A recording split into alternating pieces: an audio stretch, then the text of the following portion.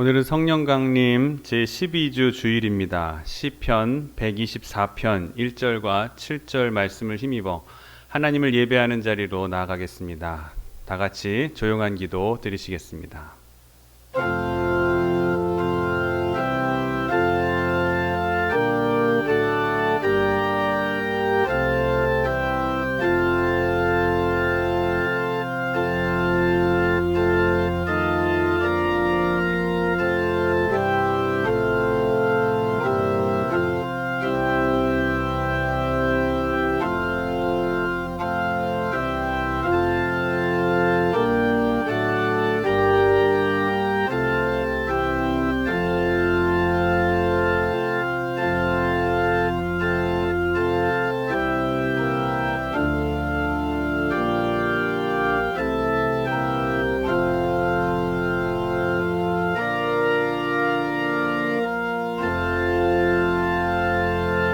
이스라엘은 이제 말하기를 여호와께서 우리 편에 계시지 아니하셨더라면 우리가 어떻게 하였으랴.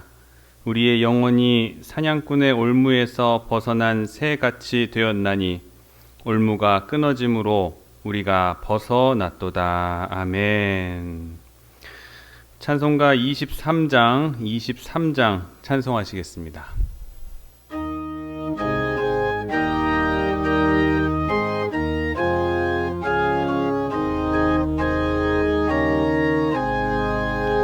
만입이 내게 있으면 그 입 다 가지고 내 구주 주시는 종을 늘 찬송하겠네. 내 은혜로신 하나님 날 도와주시고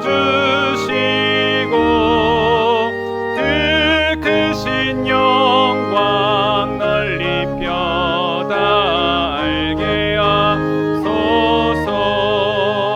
내 주의 귀한 이름이 날 위로하시고 이 귀의 음악 같으니 잠이락되도다.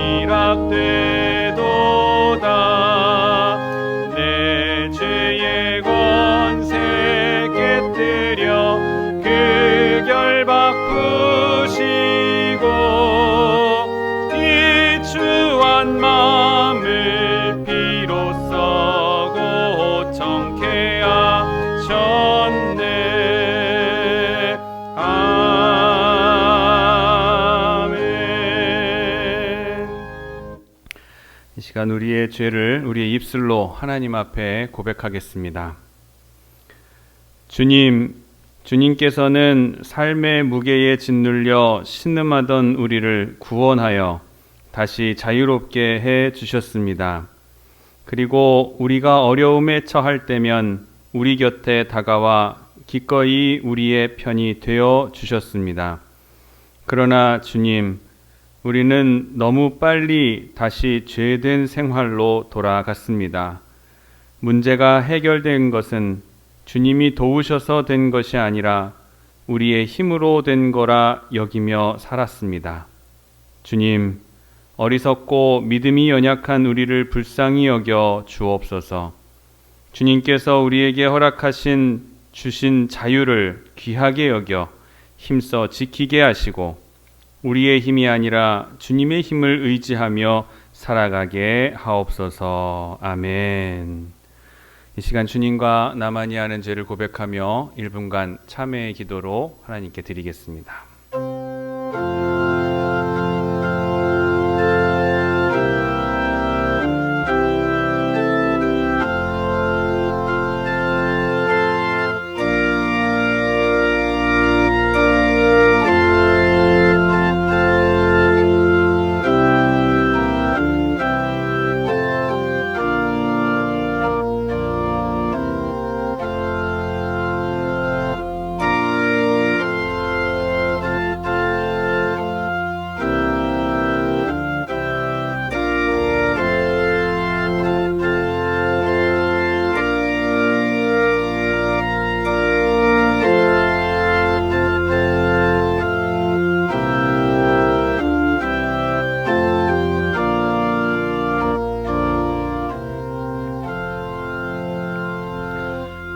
제2의 고백과 더불어 함께 네 가지의 기도 제목을 가지고 기도하겠습니다. 하나, 코로나19의 전염병이 빠르게 진정되기를. 둘, 예배자의 자세를 잃지 않고 오늘도 예배에 승리할 수 있도록.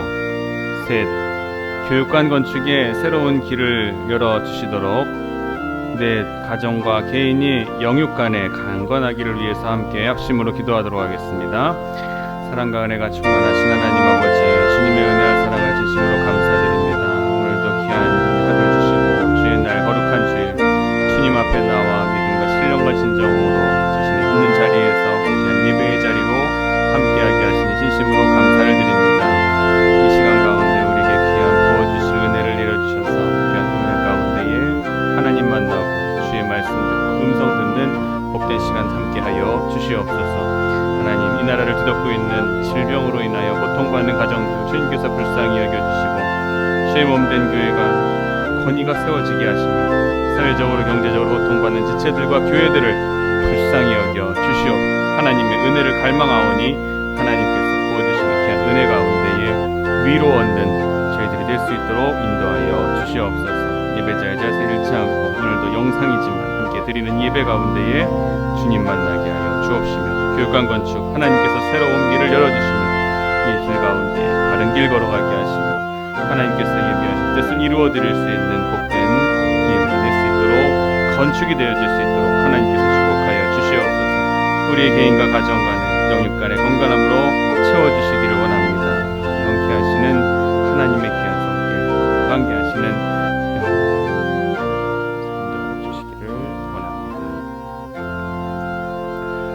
진실한 마음으로 회개하는 자에게 주시는 주님의 위로의 말씀, 잠언 3장 5절에서 7절까지의 말씀입니다. 너는 마음을 다하여 여호와를 신뢰하고 내 명철을 의지하지 말라. 너는 범사의 그를 인정하라. 그리하면 네 길을 지도하시리라. 스스로 지혜롭게 여기지 말지어다. 여호와를 경외하며 악을 떠날지어다. 아멘. 교독문 77번 요한복음 3장에 있는 말씀을 함께 교독하시겠습니다.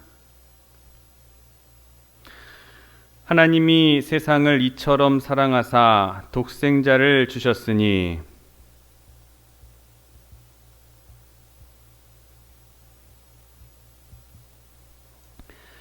하나님이 그 아들을 세상에 보내신 것은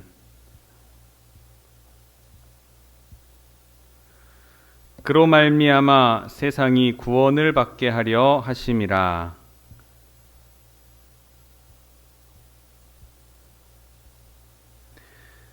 믿지 아니하는 자는 하나님의 독생자의 이름을 믿지 아니하므로 그 정죄는 이것이니 곧 빛이 세상에 왔으되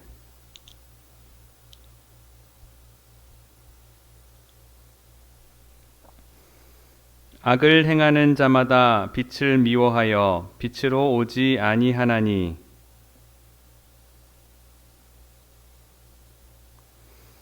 진리를 따르는 자는 빛으로 오나니 이는 그 행위가 하나님 안에서 행한 것임을 나타내려 함이라 하시니라. 아멘.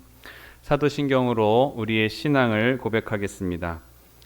전능하사 천지를 만드신 하나님 아버지를 내가 믿사오며 그 외아들 우리 주 예수 그리스도를 믿사오니 이는 성령으로 잉태하사 동정녀 마리아에게 나시고 본디오 빌라도에게 고난을 받으사 십자가에 못 박혀 죽으시고 장사한 지 사흘 만에 죽은 자 가운데서 다시 살아나시며 하늘에 오르사 전능하신 하나님 우편에 앉아 계시다가 저리로서 산자와 죽은 자를 심판하러 오시리라.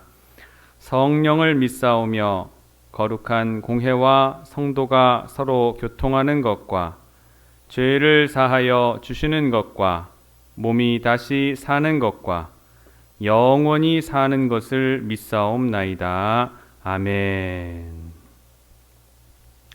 오늘 예배를 위해 우리를 대표해서 유준길 장로님 기도해 주시겠습니다. 다 같이 기도드리시겠습니다. 전능하신 하나님, 우리 아버지, 주님께서는 너희 두세 사람이 내 이름으로 모인 곳에 나도 함께 하겠다고 약속하셨습니다.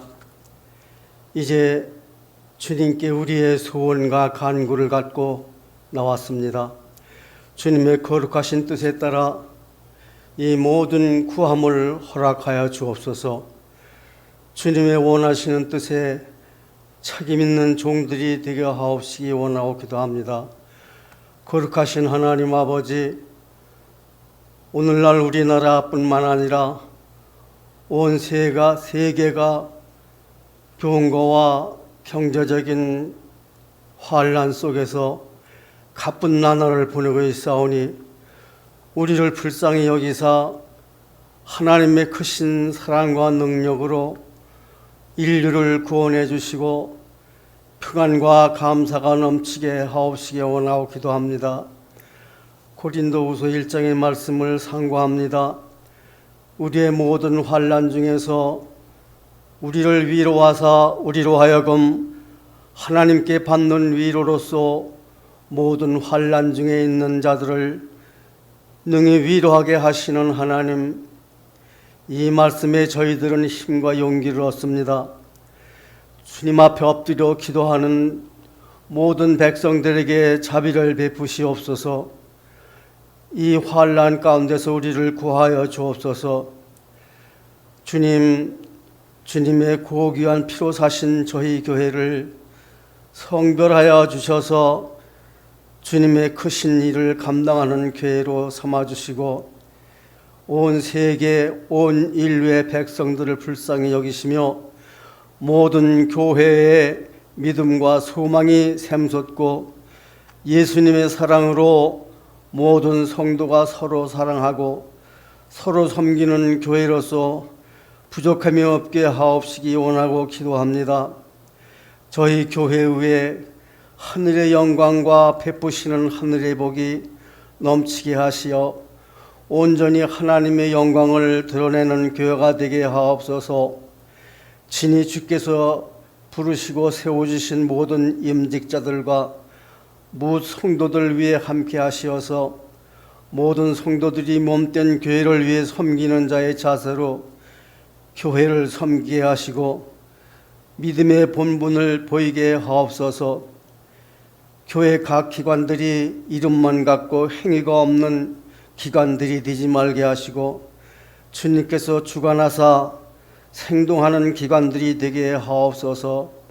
저희들이 몸과 마음을 다하여 드리는 예배가 주님께 연락되기를 바라옵고 이 예배를 통하여 주님과 만나는 시간 되게 하옵시고 예배에 동참하는 온 성도들이 은혜와 사랑과 소망의 단비를 흡족히 받아 간직하게 하옵소서.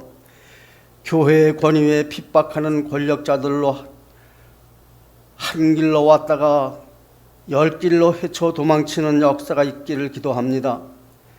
병고와 생활의 어려움을 당한 성도들과 가정 위에 주님의 은총의 손길로 덮어주시어서 아름다운 열매 맺게 하옵소서. 우리의 자녀 손들로 하여금 하나님의 영원하신 인도하심이 있어 은혜 넘치는 생을 누릴 수 있는 복을 내려 주옵소서.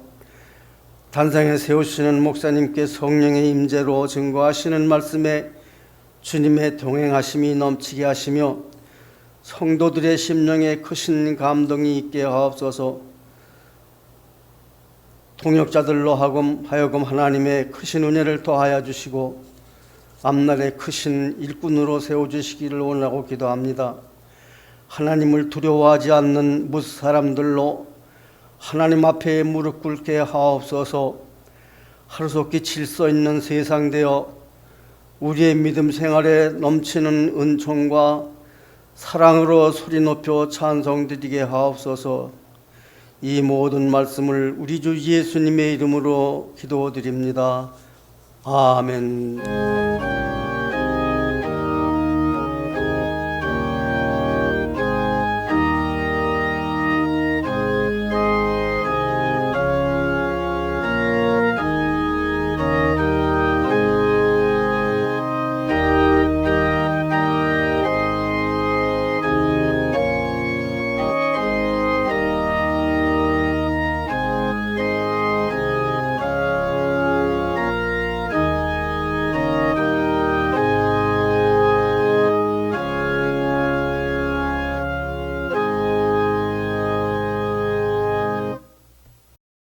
오늘 우리에게 주시는 하나님의 말씀은 갈라디아서 1장 6절에서 10절까지의 말씀 함께 봉독하시겠습니다.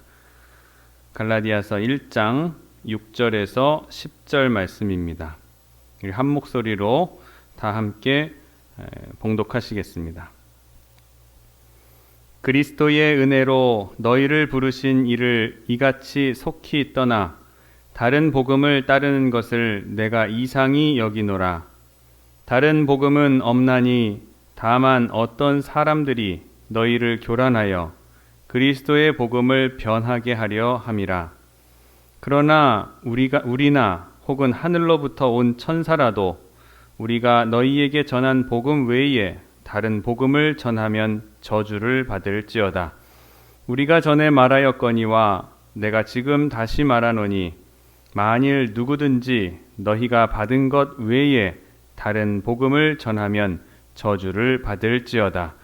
이제 내가 사람들에게 좋게 하랴 하나님께 좋게 하랴 사람들에게 기쁨을 구하랴 내가 지금까지 사람들의 기쁨을 구하였다면 그리스도의 종이 아니니라. 아멘. 오늘 영상 예배로 우리 가정에서 함께 예배하는 사랑하는 성도 여러분 한 분 한 분을 주님의 이름으로 사랑하고 또 축복합니다. 오늘은 갈라디아서 1장 6절에서 10절까지의 말씀을 가지고 100%의 은혜, 양보 없는 신앙이라는 제목을 가지고 하나님의 말씀 증거하도록 하겠습니다. 큰 은혜의 시간 삼으시기를 바랍니다. 지난 주일 말씀에 이어서 갈라디아서를 통해 함께 은혜를 나누어 보기를 원합니다. 오늘 본문 말씀인 6절에서 10절까지의 말씀은 갈라디아서 전체를 들어가는 첫 관문이라고 말씀드릴 수 있습니다. 첫 계단을 올라가는 것이다. 이 단계에서 이 첫 마디, 이 첫 마디를 사도 바울은 굉장히 힘을 주어서 말하고 있는 것을 볼 수가 있습니다. 왜 갈라디아 교회에 편지를 쓰게 되었는지, 이 편지를 통해서 사도 바울은 전하고자 하는 내용이 무엇이었는지 이것을 이 앞부분에 충분히 나타내주고 있습니다. 6절입니다. 그리스도의 은혜로 너희를 부르신 이를 이같이 속히 떠나 다른 복음을 따르는 것을 내가 이상히 여기노라. 다른 복음을 쫓는 사람들, 다시 말하면 변절자, 이단을 쫓아간 사람들, 이런 흔들리는 사람들을 위해서 오늘의 이 편지를 바울은 쓰게 되었다라는 것입니다. 강렬한 언사로 사실 엄하게 꾸짖는 그러한 말씀입니다. 여기에서 속히 떠나라는 것은 급하게 그 몸의 방향을 바꾸어서 가는 것, 그런 의미를 가지고 있어요. 몸이 떠났다라는 것이 아니라 생각이 떠났고 생각이 돌아섰다, 그런 뜻을 가지고 있는 것입니다. 그래서 이 말은 군사적으로 이해되기도 할 때에는 탈영, 반역, 배반 이런 뜻으로 사용됩니다. 이쪽 편에서 싸우다가 갑자기 저쪽 편으로 변절해서 가는 거예요. 전시 상황이라면 이런 사람들을 어떻게 해요? 즉결 심판감입니다. 정치적으로 보면 변절자라고 생각할 수 있어요. 여당에 있다가 야당으로 가고 야당에서 있다가 여당으로 가고 철새처럼 왔다 갔다 서로에게 변절자가 돼버리고 마는 것이죠. 배신자가 되는 것이죠.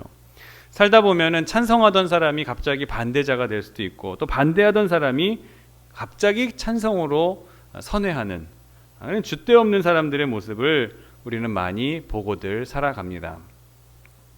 이것을 종교적인 입장에서 본다면은 이것은 배교 행위입니다. 완전한 배신, 이 배교의 대표적인 그런 경우가 예수님 곁에서 나오게 됩니다. 바로 가룟 유다의 경우가 그렇습니다. 이런 모습을 가리켜서 떠났다. 가룟 유다의 경우를 떠났다. 속히 떠났다. 오늘 본문 기준으로는 속히 떠났다라고 말씀하고 있는 것입니다. 천천히 틈을 보면서 돌아서는 것이 아니고 어느 찰나에 획 하고 돌아버렸다라는 말입니다. 사도 바울은 이 모습을, 행위를 크게 책망하고 있습니다. 어떻게 그럴 수가 있느냐? 은혜로 부르신 그런 일을 어떻게 내가 속히 그렇게 너희들이 되돌아서 떠나갈 수가 있느냐? 납득이 되지 않는다. 오늘 심각하게 사도 바울은 논리적으로 또 그 분석적으로 듣는 이들에게 말씀해 주고 있습니다. 이렇게 변절과 더불어 6절에서 찾아낼 수 있는 하나님의 속성이 있습니다. 바로 부르시는 하나님이시라는 겁니다. 6절 다시 봅니다. 그리스도의 은혜로 너희를 부르신 이를. 우리는 부름받았다는 거예요. 우리가 먼저 하나님을 부른 것이 아니라 하나님이 우리를 불러주셨다는 거예요. 은혜의 주도권이 바로 하나님께 있다는 뜻이 됩니다. 우리가 하나님을 부른 것이 아니라 하나님께서 우리를 부른 것입니다. 우리가 하나님을 찾아간 것이 아닙니다. 하나님께서 우리를 친히 찾아와 주신 거예요. 예수님의 비유 말씀들을 보더라도 돌아온 탕자 이야기를 빼고는 대부분의 모든 비유가 하나님께서 주인이 우리를 찾아와 주시는 그러한 하나님을 말씀해 주고 계십니다. 잃어버린 양이라도 한 마리라도 안타까워하면서 이를 적극적으로 찾아 나서시는 분이 하나님이시라는 거예요. 이렇게 하나님께서 우리를 먼저 부르셨는데 그 부르심은 곧 은혜였습니다. 은혜로 우리를 부르신 거예요. 여러분은 우리는 이 점을 깊이 묵상해야 됩니다. 저와 여러분이 저절로 예수 믿게 된 것 같습니까? 결코 그렇지 않아요. 우리 한 사람 한 사람이 예수님 믿기까지 얼마나 많은 투자가 있었는지 아십니까? 내가 내 발로 찾아가서 믿었다고 생각하십니까? 내가 많은 종교들 가운데에서 기독교를 선택했다라고 생각하십니까? 그렇게 생각해서는 안 돼요. 내가 예수 믿게 된 것은 전적으로 하늘로부터 위로부터 내려온 은혜의 따름이에요. 생각해 보세요. 예수님께서 나를 위해서 십자가에서 못 박혀 돌아가셨다라고 하는 이 사실 자체가 은혜입니다. 왜냐하면 내가 의로워서 그렇게 해주신 것이 아니기 때문에 구원의 경륜을 나에게는 구원을 받을 만한 털끝만큼도 자격이 없었어요. 하나님의 경륜, 그 하나님의 구원의 경륜을 통해서 예수님께서 먼저 나를 위하여 십자가를 지셨다라는 거예요. 시작은 바로 여기서부터 시작하는 겁니다. 구원의 주도권은 하나님께 있음을, 하나님께서 우리를 부르셨고 찾으셨음을 잊지 마시기를 바랍니다. 주님께서 우리를 위해서 십자가에 죽으셨다. 하나님께서 이토록 우리를 사랑하셔서 독생자를 주셨다라는 이것이 바로 전적인 은혜이고 복음의 기쁜 소식이 되게 되는 것입니다. 은혜는 이뿐만이 아닙니다. 이 구원의 복음이 우리에게 전해진 것 또한 은혜입니다. 예수님께서는 2000년 전 십자가에 돌아가셨고 그로써 구원의 역사는 이미 이루어진 과거의 사건입니다. 그런데 오늘 이 구원의 복음을 듣지 못해서 구원받지 못하여 죽어가는 사람들이 2000년이 지난 오늘날에도 얼마나 많이 있습니까? 그런데 특별히 나에게는 이 구원의 복음이 전해져서 우리가 이 예배를 함께 드리고 있는 것 아니겠습니까? 이것이 은혜가 되는 거예요. 누군가가 나에게 복음을 전해 주었기 때문에 이것이 얼마나 귀한 일이 되는가라는 것입니다. 지금 우리는 많은 은혜 가운데에 축복을 누리고 있다는 사실을 꼭 잊지 마시기를 주님의 이름으로 축원합니다. 전해 들은 것이 그렇게 뭐 그리 대단한 일입니까? 하고 반문하실 수가 있을 거예요. 그렇습니다만 복음을 전해 들은 것은 하나님의 크신 은혜의 경륜 가운데 이루어진 사실임에 분명합니다. 예전에도 한번 말씀드린 적이 있을 거예요. 태평양 전쟁 때 일본의 군인으로 출전했다가 전쟁이 끝났는데도 종전 소식을 듣지 못해서 무려 27년 동안이나 괌의 한 무인도에 숨어 지냈었던 요코이라는 사람이 있었습니다. 27년 동안이나 총대 하나 달랑 메고 산속에 숨어 살았다니까 우리 믿기 어려운 거예요. 하긴 춥지 않은 지역이니까 산속에서 있었을 것이고 나무 열매와 과일과 짐승들이 풍부했으니 그 사람이 뭐 먹고 살기가 그렇게 힘들지는 않았을 거다, 죽지는 않았을 거다라고 생각은 하지만 그 섬 정상에 오르면 그 아래로 미군 비행장이 보인다고 합니다. 미군 비행장을 보면서 비행기들이 뜨고 내리는 걸 보면 아직도 전쟁은 끝나지 않았구나. 이 요코이는 이렇게 생각했다는 거예요. 그렇게 27년을 살았습니다. 전쟁이 끝났다는 소식을 전해주어도 믿지 않았던 이 일본 병사에게 상관이었던 장교가 직접 와서 종전을 확인시켜주고 난 뒤에야 그제야 믿게 됐다는 거예요. 27년간의 무인도 생활을 마치고 그제야 귀국할 수 있었다는 겁니다. 전해 듣는다는 것, 이것은 정말 중요한 일입니다. 복음을 듣는다는 것이 얼마나 중요한 일인지를 알려주는 예화예요. 반드시 누군가가 복음을 전해 주어야 됩니다. 씨를 뿌리는 사람이 있어야 되는 거예요. 씨 뿌리는 자의 비유에 담긴 교훈처럼 나 스스로는 생명이 담긴 말씀의 씨앗을 생산해낼 수 있는 능력이 없습니다. 생산해낼 수가 없어요. 조합해낼 수가 없습니다. 이 말씀, 생명이 담긴 말씀의 씨를 전해주는 것, 이것은 엄청난 은혜의 결과라는 것입니다. 자, 은혜라는 것이 부르심의 은혜가 있다고 말씀드렸고, 두 번째로 전해진 것도 은혜라고 말씀드렸는데, 자, 전해진 은혜를 듣는 것에 이은 은혜가 또 있습니다. 그것은 전해지는 복음을 받아들이는 것도 또한 은혜가 된다는 거예요.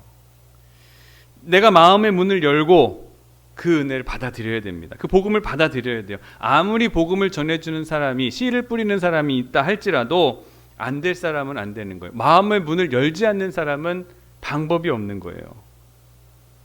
종전 소식을 들었지만 종전 소식을 믿지 않았던 사람, 그 장교가 상관이 와서 직접 전쟁은 끝났다라는 말을 전해주고 나서야 그제야 마음의 문을 열고 귀국할 수 있었다는 말씀 드렸잖아요.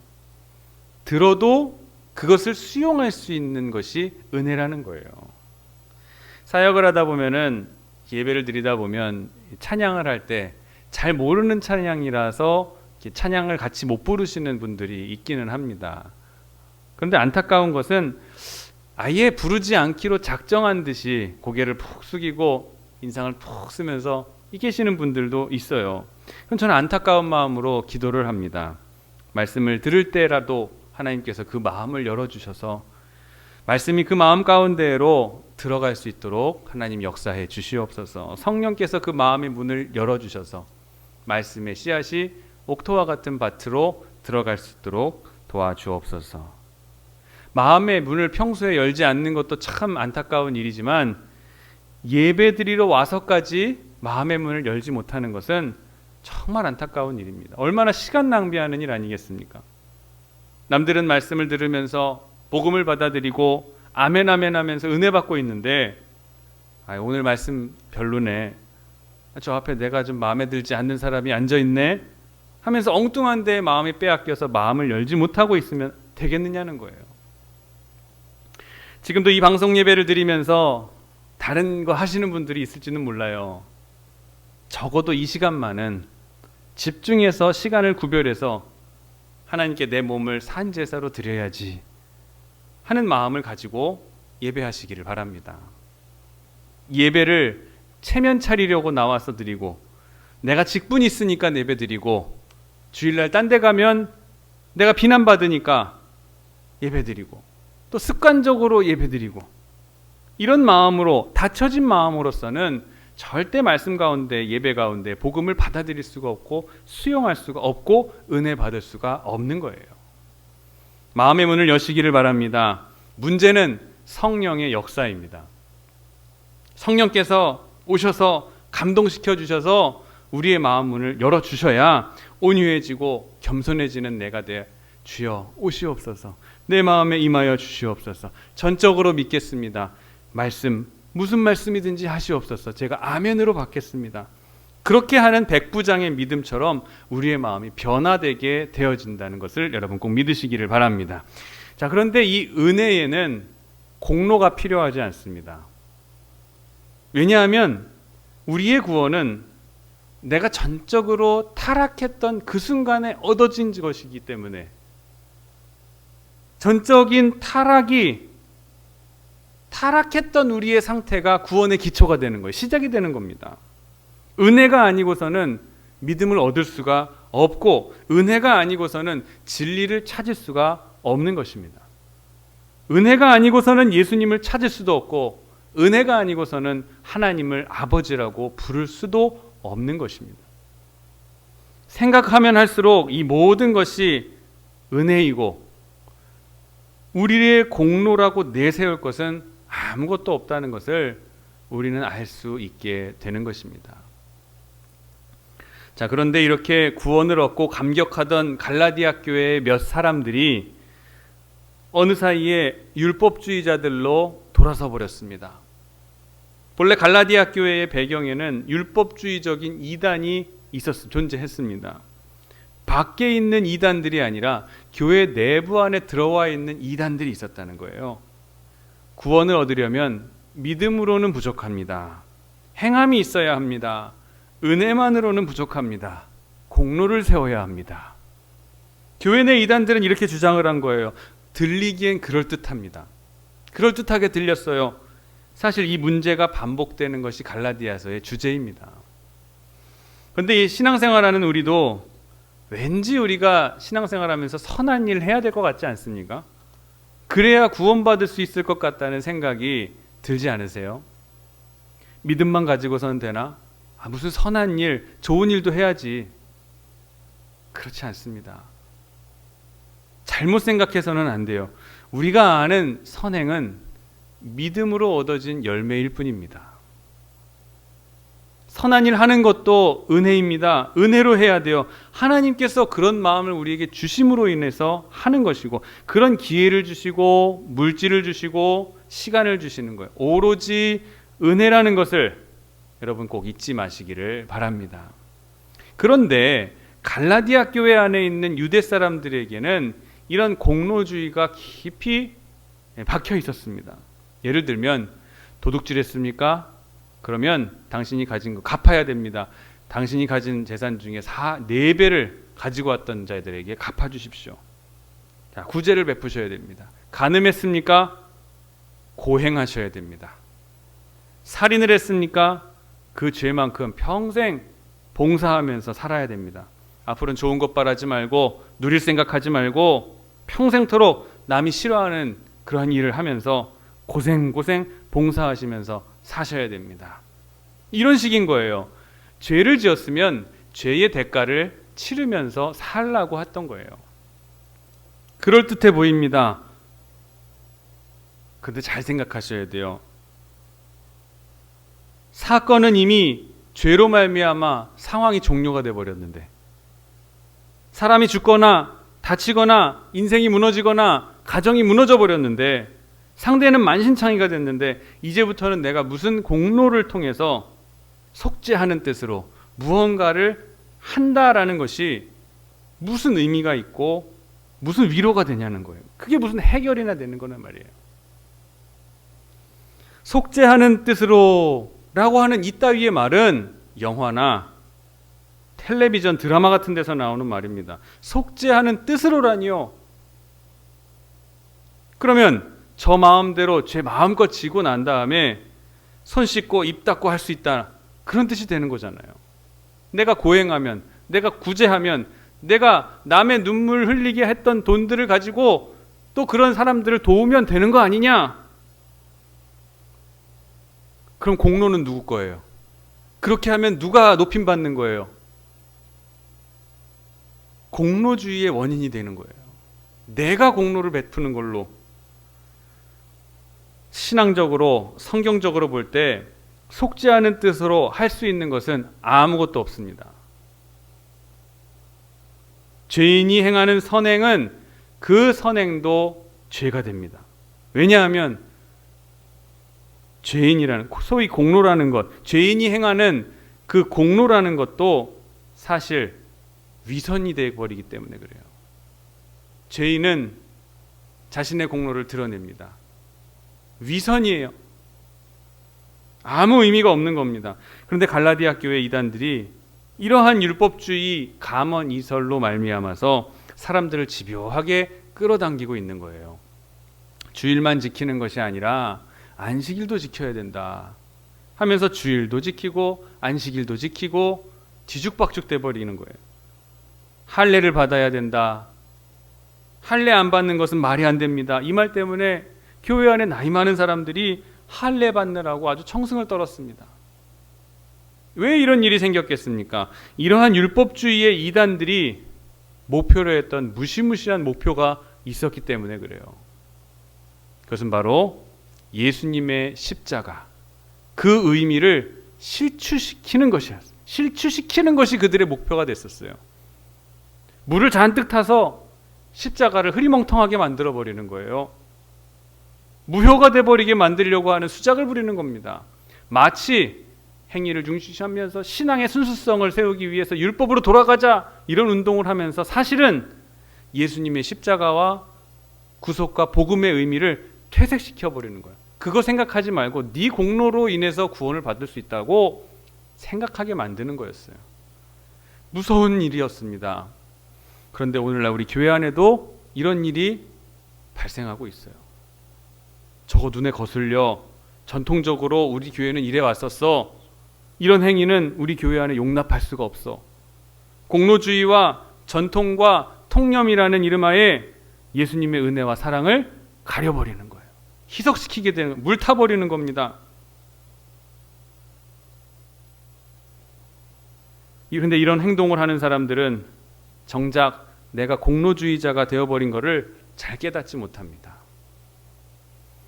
우리 안에 율법주의, 공로주의는 내가 모르는 사이에 하나님의 사랑과 은혜를 희석시켜서 묽게 만들어버려 결국은 의미 없는 것처럼 보이게 만드는 거예요. 이것은 사단의 괴계입니다. 우리가 잘 간파해야 돼요.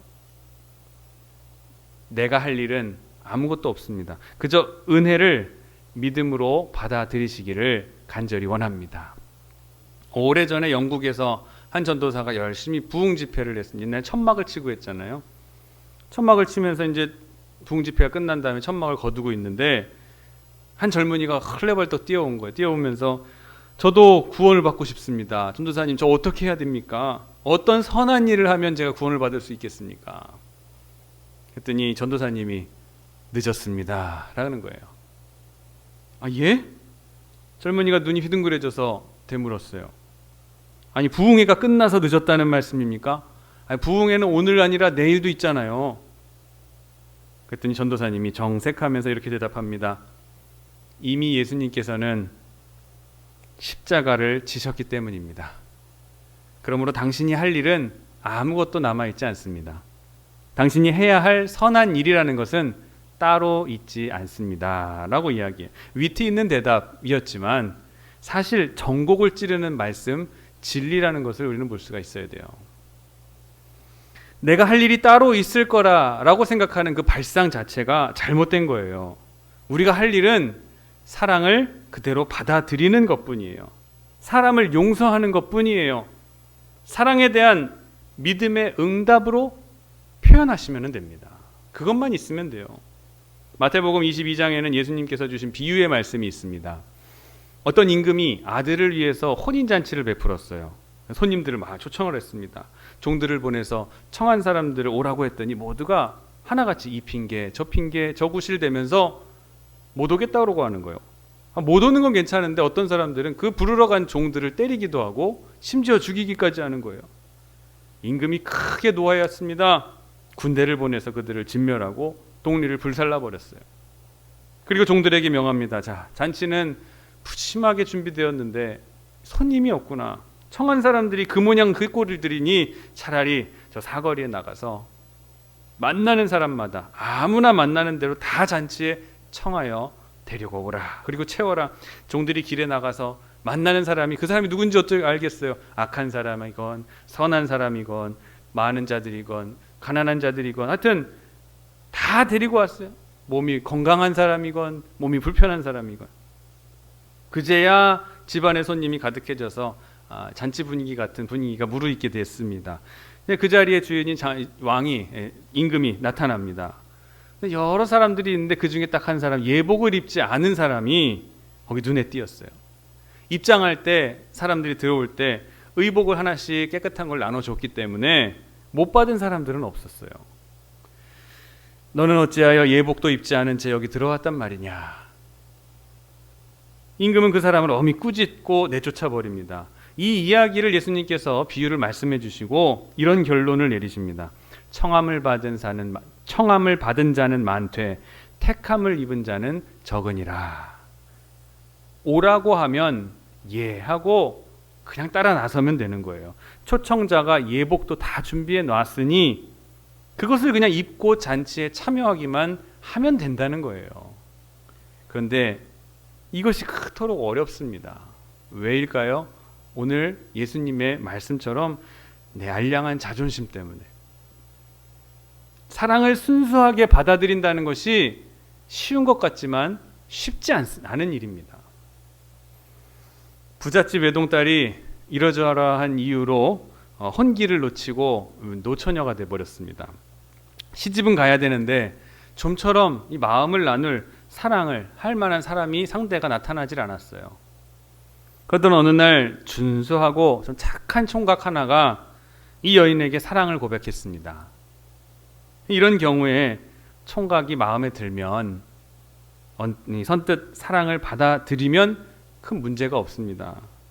그런데 이 여인이 우리 집이 부잣집이니까 내게 돌아올 그 아버지의 유산이 탐나나 보지 하면서 삐딱하게 생각한 거예요. 총각의 순정을 의심하고 매몰차게 거부하고 맙니다.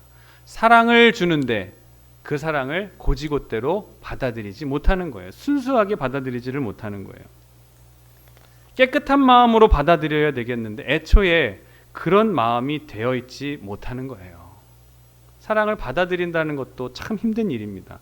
여러분, 우리가 남에게서 선물을 받을 때, 주고받을 때 스스럼 없이 주는 것도, 감사하는 마음으로 주는 것도 쉽지 않은 일이지만 이것을 아무 사심 없이 받아들이는 것, 감사함과 사랑으로 받아들이는 것도 쉽지 않은 일입니다. 이 선물에 무슨 의미가 담겨 있지 않을까? 이 선물을 주는 의도가 뭘까? 못된 사람들에게는 선물 받는 것도 참 힘든 일입니다. 알고 보면 선물을 주는 마음보다 받는 마음이 더 귀한 법입니다. 사랑하는 마음도 중요하지만 사랑을 받아들이는 마음도 순수하고 깨끗해야 된다는 것을 여러분 기억하시기를 바랍니다. 온전히 받아들이시기를 바라요. 이것처럼 중요한 것이 또 없어요. 주는 것보다 제대로 받아들이는 것이 어렵습니다. 그래서 마틴 루터는 이렇게 얘기했습니다. 행함으로 구원을 얻는다는 진리보다 믿음으로 구원을 얻는다는 진리가 더 어렵다라고 했어요. 인간의 심성을 제대로 파악한 말이 아닐까 그렇게 생각을 합니다. 행함으로 인해서 구원을 얻는다라는 사실은 왠지 그럴듯해 보이는데, 믿을만해 보이는데, 믿음만 가지고서 구원을 얻는다라고 하는 말은 사실 뭔가 뒤에 뭔가 담겨 있는 것 같기도 하고 뭔가 꿍꿍이가 있는 것 같은 그런 사람들로 받아들인다는 거예요. 순수하게 받아들이지 못하는 인간의 심성을 제대로 파악한 말씀입니다. 실제로 그래요. 심리적으로 볼 때 이것이 얼마나 어려운 일인지, 내 공로, 나의 자존심, 나의 명예, 나의 의의를 완전히 포기할 때만이 깨끗한 마음으로 그 복음을 수용할 수 있고 하나님의 사랑을 은혜로 받아들일 수 있게 된다는 것을 꼭 기억하시기를 바랍니다. 사랑은 받아들이기가 힘듭니다. 그러나 받아들일 줄을 알아야 합니다. 이것이 믿음이고 여기에 구원이 있기 때문에 그렇다는 사실을 여러분 꼭 잊지 마시기를 바랍니다. 그리고 다시 6절을 한번 보겠습니다. 6절 뒷부분에 다른 복음을 따르는 것을 내가 이상히 여기노라. 우리에게 은혜로 다가오는 이 복음에는 다른 복음이 없고 이 복음이 유일하다는 거예요. 유일하다라는 것을 강조하는 거예요. 다른 복음이란 게 뭐냐? 7절에 나옵니다. 너희를 교란하여 그리스도의 복음을 변하게 하려 함이라. 요란하게 해서 교란시켜서 사람들을 혼미하게 만들어서 신앙을 떨어져 버리게 만드는 거예요. 다른 복음을 전하는 사람들의 말을 성도들이 지금 따라가고 있다는 거예요. 그 다른 복음이 뭘까요? 바로 인본주의예요. 인본주의. 시험에 빠지는 것은 우리 인간의 인본주의 때문에 그럽니다. 아직도 내가 부정되지 않은 거예요. 나를 부정하지 않아서 자기 의의를 내세우고 교만한 사람이 이러한 시험에 더 빠지게 되는 거예요. 마틴 루터는 갈라디아서 주석을 썼는데 이 갈라디아 주석에 보면은 재미있는 말이 있습니다. 또 마귀에도 까만 마귀가 있고 흰 마귀가 있다라고 했습니다. 루터의 설명에 따르면은 마귀는 원래 까맣다는 거예요. 이 세상의 마귀는 모두 까만 것이 정상인데 이것이 성직자들의 하얀 옷을 입고 다닌다라는 거예요. 천사의 모양으로 나타난다는 거예요. 광명의 밝은 빛같이. 그러니까 그때 이 루터의 이 흰 마귀론이라는 것은 당시에 그 교황을 빗댄 이야기이기도 합니다. 그리고 오늘날 우리를 시험하는 사람들이 바로 이 흰 마귀예요. 그렇게 믿어서야 쓰겄습니까? 더 잘 믿어야죠. 그 정도의 신앙생활로는 안 됩니다. 더 열심히 해야죠. 뭔가 공로를 세워야 되지 않겠습니까? 뭔가를 더 해야 되지 않았습니까? 이렇게 수작을 거는 자가 바로 흰 마귀라는 거예요. 거룩함을 빙자하고 스스로 의인인 채 하고 자신은 철두철미하게 잘 믿는 듯한 그런 모습을 티를 냅니다. 어수룩하고 착한 사람, 그런 사람을 문제아로 몰아서 잔뜩 겁을 주는 거예요. 잘 모르니까 내가 좀 안다, 너 좀 뭐 더 해야 된다, 이러면서 겁을 주는 거예요. 오늘 본문 8절 말씀에 보면은 이 흰마귀에 대해서 단호하게 응징하고 있습니다. 그러나 우리나 혹은 하늘로부터 온 천사라도 우리가 너희에게 전한 복음 외에 다른 복음을 전하면 저주를 받을지어다. 저주를 받는다는 거예요. 사도 바울은 본래 여유 있는 인격을 가진 사람이었습니다. 전도할 때 보면은 헬라 사람들에게는 헬라인처럼, 로마 사람에게는 로마인답게, 그리고 히브리 사람에게는 히브리인답게 대하라고 가르치고 있습니다. 또 고린도전서 8장 13절에 보면은 그러므로 만일 음식이 내 형제를 실족하게 한다면 나는 영원히 고기를 먹지 아니하여 내 형제를 실족하지 않게 하리라. 신앙이 참 유연해요. 유연한 자세를 가지고 대상에 따라서 방법을 달리하면서 복음을 전하는 것으로 접근을 합니다.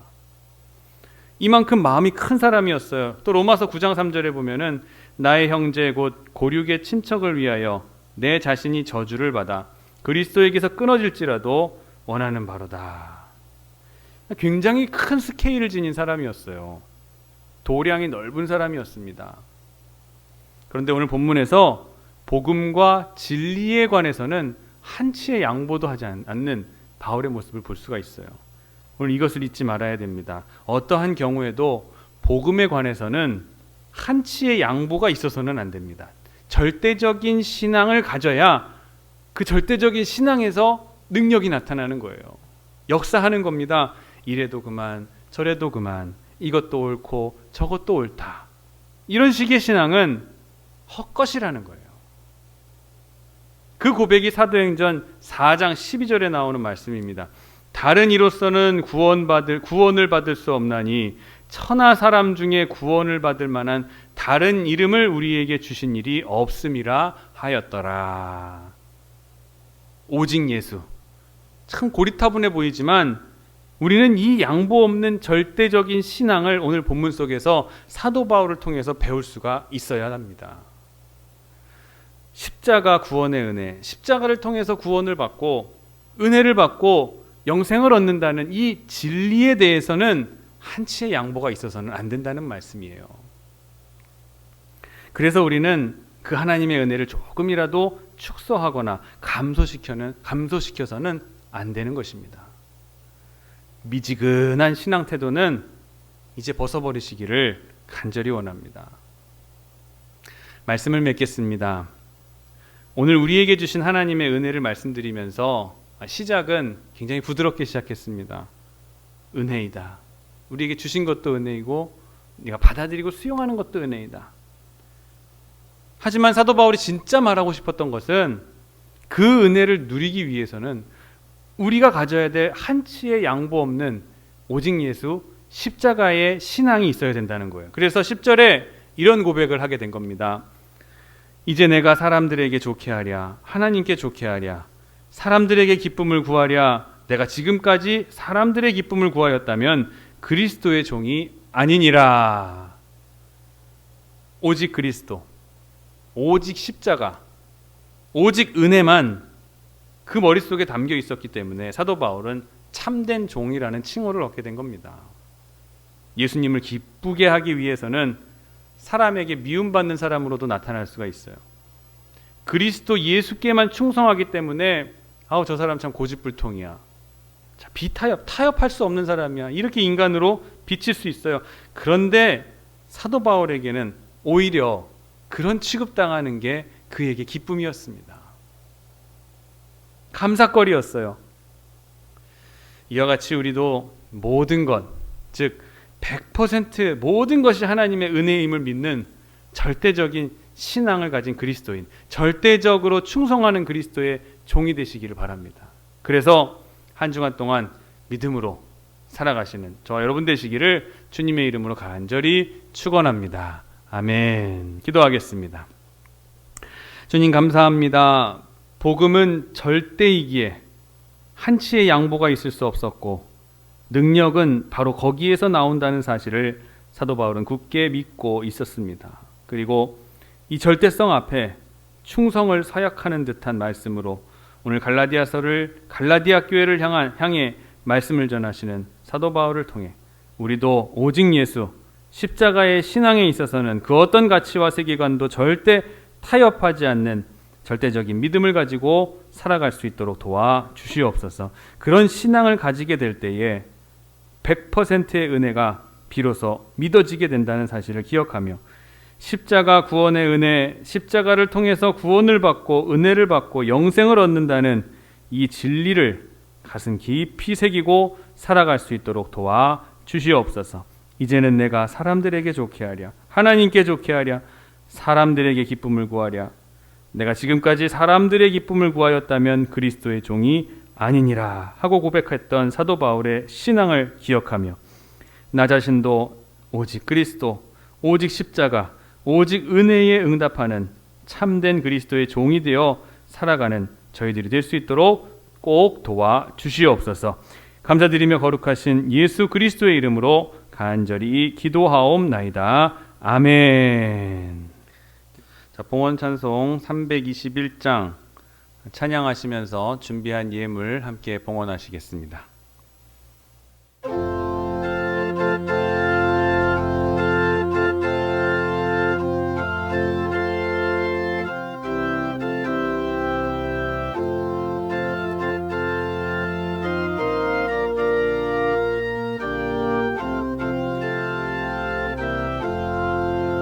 날 대속하신 예수께 내 생명 모두 드리니 늘 진실하게 하소서.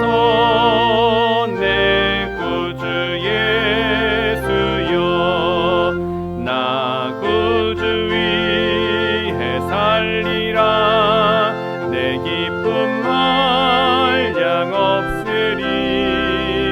내 갈 길 인도하소서. 내 구주 예수여, 날 구원하신 예수를 일평생 의지하오니 날 영접하여 주소서.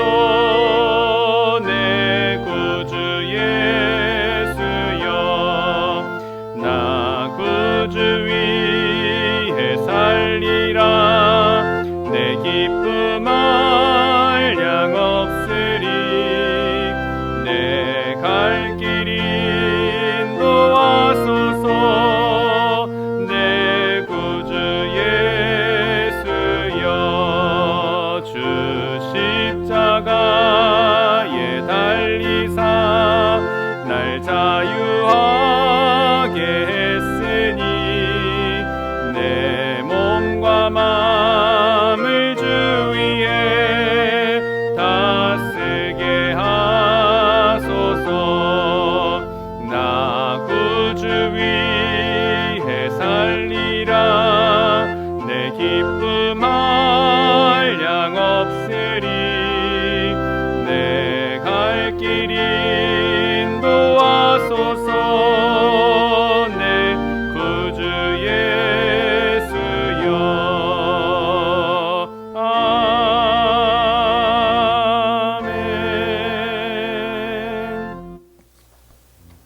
기도하겠습니다. 불안한 질병과 주변의 상황들 때문에 두려움에 빠져 지내지 말게 하시고 자기만 생각하는 이기적인 사람이 되지 말게 하여 주시옵소서. 언제나 굳건한 믿음을 가지고 담대하게 살게 하여 주시고 어려움을 겪고 있는 우리 주위의 연약한 지체들을 위해서 힘껏 도우며 살아갈 수 있도록 기도하며 살게 하여 주시옵소서. 하나님, 연약한 우리의 편이 되어 주셔서 강한 자를 부끄럽게 하시는 하나님의 이름을 찬양합니다. 부족한 우리를 불러 하나님의 자녀 삼아 주신 주님의 뜻을 헤아릴 수 있는 성도들 되게 하여 주시옵소서. 늘 주님께 감사하며 주님께서 명하신 일을 기쁘게 감당하여 주시옵소서. 감당할 수 있게 하여 주시옵소서. 이 시간 주님을 향한 우리의 마음을 담아 작은 예물을 담아 드리오니 주님 받아 주시기를 원합니다. 우리가 주님께 드리는 이 예배와 고백이 이 예배에서만 끝나지 말게 하시고 우리 일주일 동안의 삶의 자리에까지 이어질 수 있게 도와 주시옵소서. 나라와 민족을 주님 불쌍히 여겨주시고 특히 교회들이 겪고 있는 이 안타까운 상황을 주님 해결해 주시고 도와주시기를 원합니다. 위로하시고 긍휼히 여기셔서 이 질병과 불안과 공포가 떠나가는 날 하나님의 보호하심으로 평안하여짐을 온 무리와 백성들이 보고 깨달을 수 있도록 주여 도와주시옵소서. 우리 대장교회를 사랑하시는 주님, 우리에게 건축의 사역을 허락해 주심을 감사드립니다. 이제 주님께서 맡겨주신 이 뜻 가운데 온 교회가 하나 되게 하여 주시옵고 한 마음과 한 뜻이 되어 주의 몸된 교회를 소중하게 세워갈 수 있는 일에 헌신하며 또한 우리의 충성을 다할 수 있는 건축이 되게 하여 주셔서 이 일을 통하여 많은 하나님의 축복을 받아 누리는 우리 가정들과 우리 성도들의 삶이 될 수 있도록 하나님께서 함께하여 주시옵소서. 일주일 동안 삶의 자리를 지키시기를 원합니다. 사업과 기업, 몸담고 있는 직장과 각자의 삶의 일터와 가정을 지켜주셔서 하나님께서 주시는 귀한 은혜와 힘 가지고 이기며 살아갈 수 있는 한 주간의 삶이 되도록 주의 은총 베풀어 주시옵소서.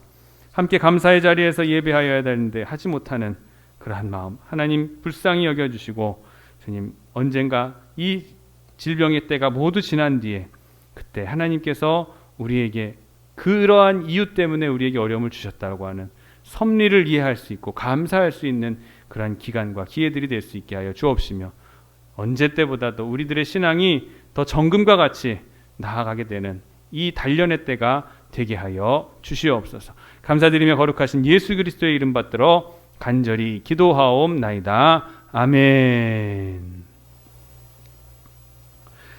교회 소식 말씀드리겠습니다. 9월의 첫째 주는 우리 교회 창립 기념주일이 있습니다.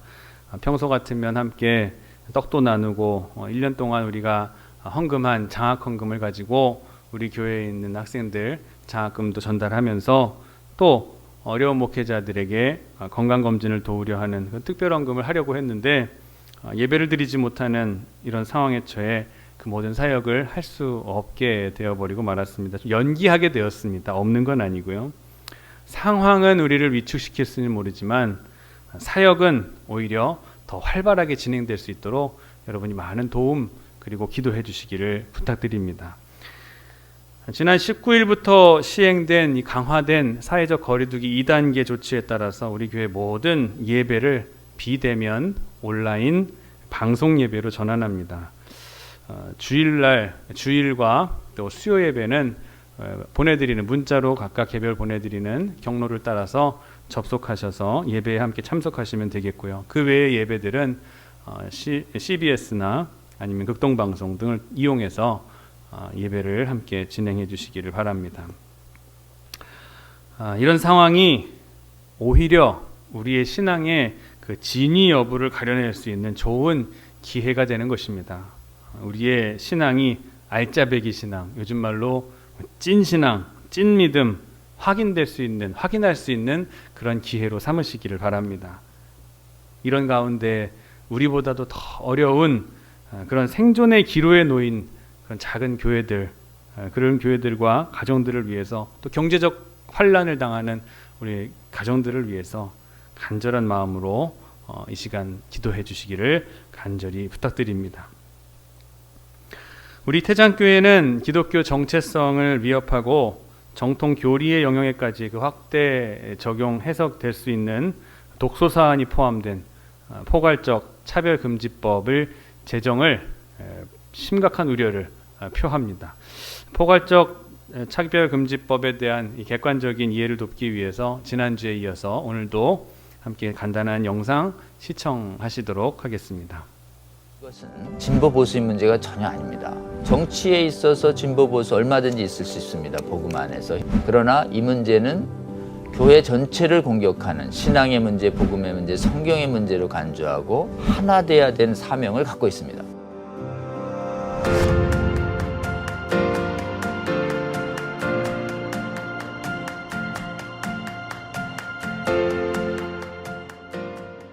유감스럽게도 이 차별금지법이 제정된 국가들은 이 교단이 이 동성애 차별금지법을 놓고 찬반으로 분열됐습니다. 그래서 진보 기독교인들이 찬성했고 보수 기독교인들만 반대해서 기본적으로 국가의 교회가 교단이 찬반으로 분열된 나라들은 여지없이 이 법이 통과됐습니다. 주요 유럽 각국과 북미가 이렇게 분열을 겪고 통과됐기 때문에 한국도 그런 영향을 상당히 받는 것이죠. 여러분 잘 생각해 보시면 이것은 진보 보수의 문제가 전혀 아닙니다. 신구약의 동성애를 금하는 하나님 말씀 분명히 계시고 동성애자는 사랑하지만 더 이상 동성애는 하지 말라라고 하는 우리 주님의 뜻이 명백하죠. 그렇기 때문에 이 문제를 한국교회 모든 성도들은 정치에 있어서 진보 보수 얼마든지 있을 수 있습니다. 복음 안에서 현 정부를 지지할 수도 있고 반대할 수도 있습니다.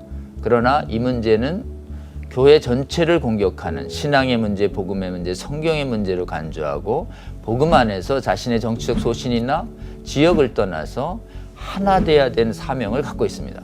그래서 한국교회가 하나직 굉장히 하나됨을 유지하고 있는데 정말 다시 한번 거듭 말씀드리지만 해외에 정치적 문제로 분열된 국가 차별금지법 제정을 막는데 실패한 국가의 전례를 따라가지 말고 한국교회 성도님들은 깨어나셔서 특히 진보적 견해를 가지신 우리 성도님들 이 문제 복음의 문제입니다. 진보적인 측면에서 얼마든지 현 정부를 지지하시더라도 차별금지법에 대해서는 반성경적, 반신앙적 문제로 반복음적 문제로 간주하고 이 문제가 통과되지 않도록 하는데 적극 동참해 주시면 좋겠습니다. 동성애는 더 이상 하나님이 죄로 보지 않는다라는 주장으로 결론을 내는 신학이 버젓이 해외의 유수의 신학교에서 가르쳐지고 있습니다. 그게 퀴어 신학인데요. 우리나라에서 하나님의 은혜로 퀴어 신학은 주요 교단이 이단으로 정죄했습니다.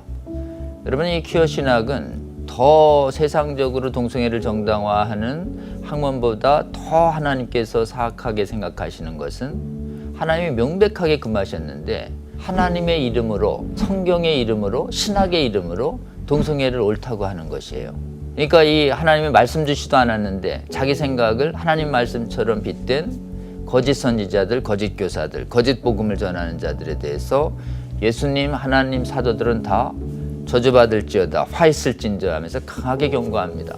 이 시대의 거짓 선지자들이라고 할 수 있습니다.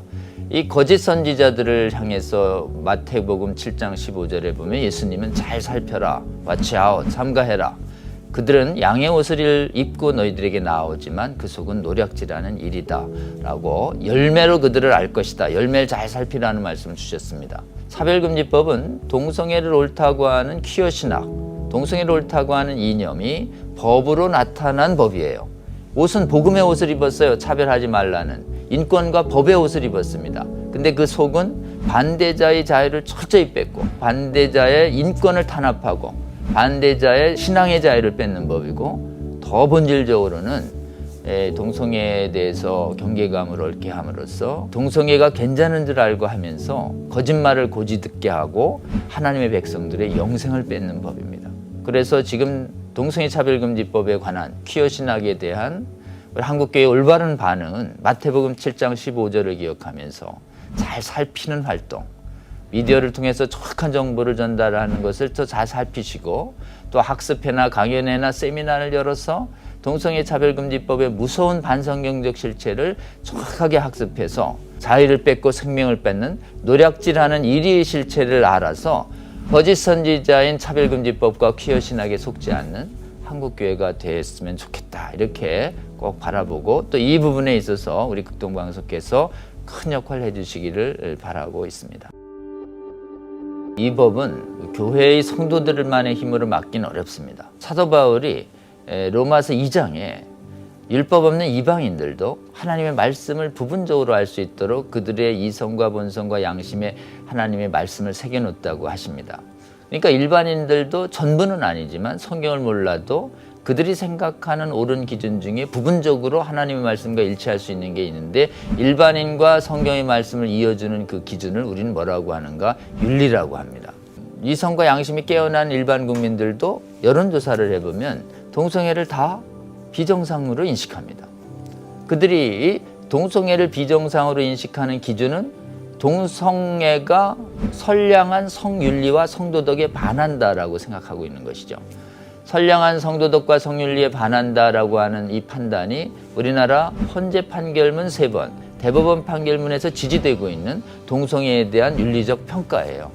여러분, 일반인들에 대해서는 이렇게 말씀해 주셔야 됩니다. 지금 아까 얘기한 국가인권의 보고서, 동성애 비정상 아니야? 남녀가 만나는 게 정상 아니야? 이 정도의 발언도 차별로 몰아서 그 발언하는 사람 법 위반 책임을 묻는 법인데 이성과 양심이 깨어있는 여러분, 그 발언도 못하게 되고 그리고 학교에서 그런 교육 전혀 금지돼서 학교에 가는 모든 학생들 동성애 옹호 교육만 받고 반대 교육은 못 받고 동성애 위험성 교육 못 받을 텐데 그러면 우리의 자녀들이 이 위험하고 도덕적으로 문제 있는 동성애에 급속히 오염돼 갈 텐데 이걸 방치해야 되겠냐고. 우리의 미래 세대를 위해서, 우리의 이성과 양심의 자유를 위해서, 우리의 선량한 성윤리와 가정윤리를 위해서도 이 법은 막자고, 성경을 모르는 분들에게도 이렇게 도덕과 윤리를 통해서 또 우리의 자유를 통해서 또 미래 세대의 건전한 성윤리를 위해서 이 법을 막아야 된다고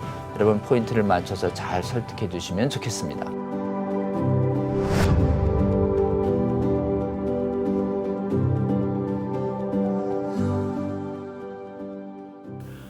성경 읽기가 이번 주로 이제 49주째를 지나고 있습니다.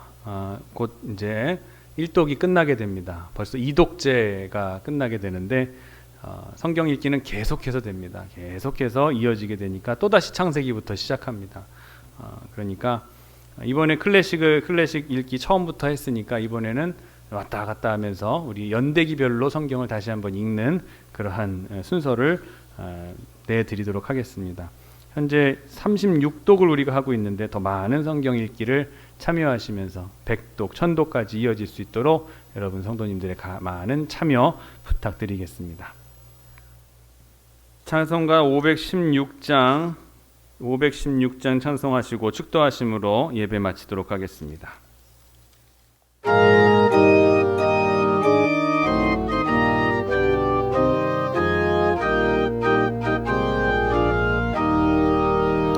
옳은 길 따르라 의의 길을 세계 만민의 참된 길 이 길 따라서 살기를 온 세계에 전하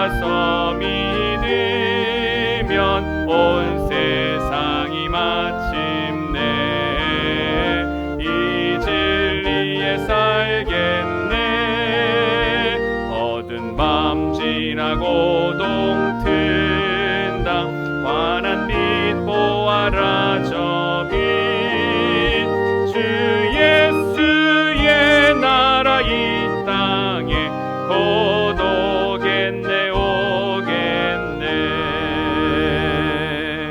지금은 우리를 죄에서 구원해 주신 우리 구주 예수 그리스도의 은혜와 그 아들을 우리에게 주시고 십자가와 부활을 통해서 큰 대속의 은혜를 베풀어 주신 아버지 하나님의 만극하신 사랑하심과 우리로 고난을 넘어서 부활의 신앙으로 살아갈 수 있게 도와주시는 보혜사 성령님의 감화, 감동, 역사, 내조, 충만, 교통, 인도하심이 100%의 은혜임을 믿는 절대적 신앙의 그리스도인, 절대적으로 충성하는 그리스도의 종이 되기를 다짐하며 돌아가는 사랑하는 성도들의 머리머리 위에와 질병으로 고생하며 육신과 영혼의 연약함이 치료받기를 원하는 모든 사랑하는 성도들과 사업과 직장과 진로와 취직과 배우자와 태열매와 건강한 출산을 위해서 간절하게 기도하는 모든 성도들과 가정들 위에